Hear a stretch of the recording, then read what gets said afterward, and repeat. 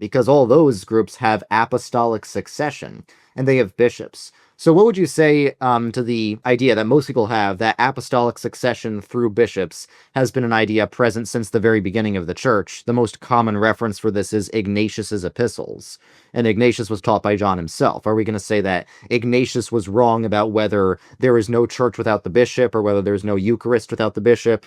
Or are we going to say that all the church fathers were wrong about apostolic succession? So I think that's the kicker. Apostolic succession and episcopacy are seen as marks for many high church inquirers about which churches have any claim to validity.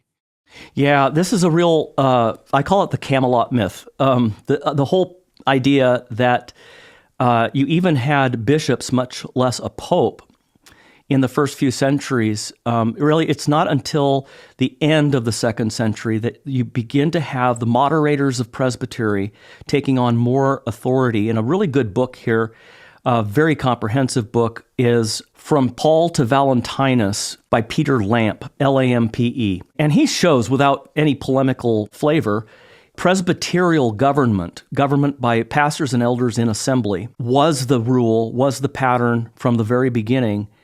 And the moderator of presbytery, he was the secretary who would write letters on behalf of one church and send it on behalf of that church to another church. For instance, Clement of Rome would be an example. And eventually that moderator of presbytery, who had that very significant role of representing that church, became more powerful, and it became a separate office. Episkopos and presbyteros, elder and bishop, that's the same office in the New Testament. And I have no less an authority than Pope Benedict XVI on that one. He says that the terms are exactly, that they're used interchangeably in the New Testament. Jerome said before the rivalry and attachment to persons arose, presbyter and elder meant the same thing, referred to the same office. And so he said it's not an ordinance of the Lord so much as a tradition that evolved. Ambrose said the same thing.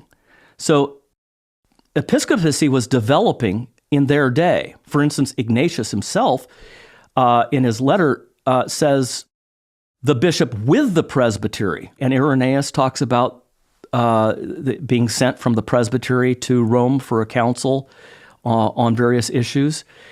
So it's really a myth. And then I'll just refer to one more source on this, a contemporary, more recent source.